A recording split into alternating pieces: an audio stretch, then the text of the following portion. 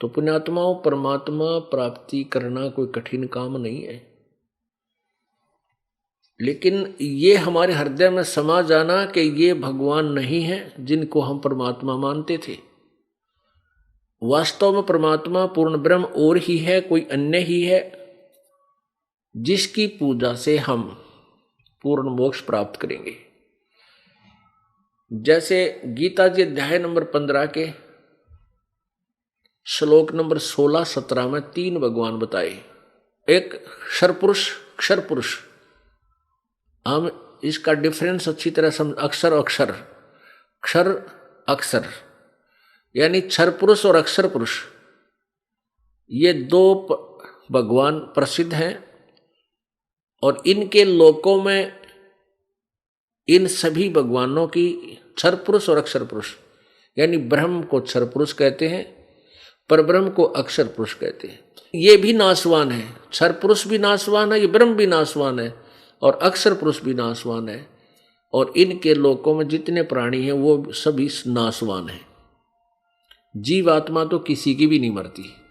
अब गीता जी अध्याय नंबर 15 के श्लोक नंबर 17 में कहा है कि उत्तम पुरुष है तू अन्य, यानी जो वास्तव में सही भगवान है, श्रेष्ठ परमात्मा है, सही भगवान, उत्तम, श्रेष्ठ, पुरुषोत्तम, उत्तम पुरुष कहो चाहे पुरुषोत्तम कहो, भगवान उत्तम भगवान, वो कोई और ही है।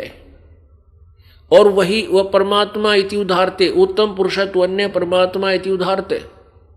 यह लोक तरम आविश्य विभर्ति अवैश्वर, वही तीनों लोकों में प्रवेश करके सबका धारण पोषण करता है।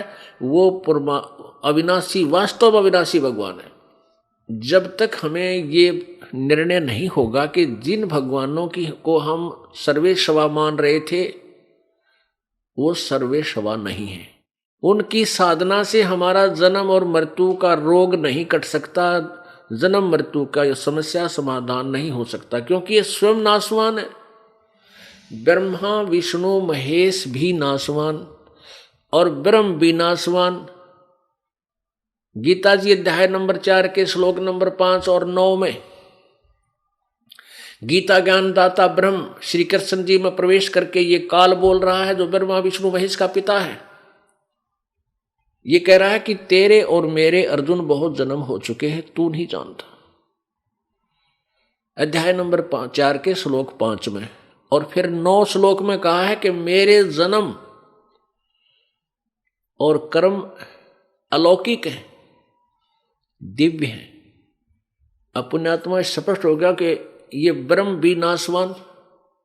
गीता जी अध्याय नंबर 15 के श्लोक नंबर 16 में ये अक्षर पुरुष यानी परब्रह्म भी नाशवान, जो 7 शंख ब्रह्मांड का स्वामी है वो अक्षर पुरुष कहलाता है। और 21 ब्रह्मांड का स्वामी ये ब्रह्म है, ज्योति निरंजन है, सदाशिव कहो, महाशिव कहो, इसे महाविष्णु कहो, महा ब्रह्मा कहो। ये 21 ब्रह्मांड का स्वामी ये ब्रह्म है, इसका ये भी नाशवान है। गीता जी अध्याय नंबर 15 के श्लोक 17 में जो उत्तम पुरुष तो अन्य, उसकी पूजा करनी पड़ेगी, वो है वास्तव में अविनाशी। और कहते हैं सूक्ष्म वाणी में कहा कि थिर पकड़ थिर रहिए, यानी सथिर यानी अविनाशी की शरण पकड़ के ही तुम अविनाशी हो सकते हो। नाशवानों की आड़ में आप कभी सुरक्षित नहीं रह सकते।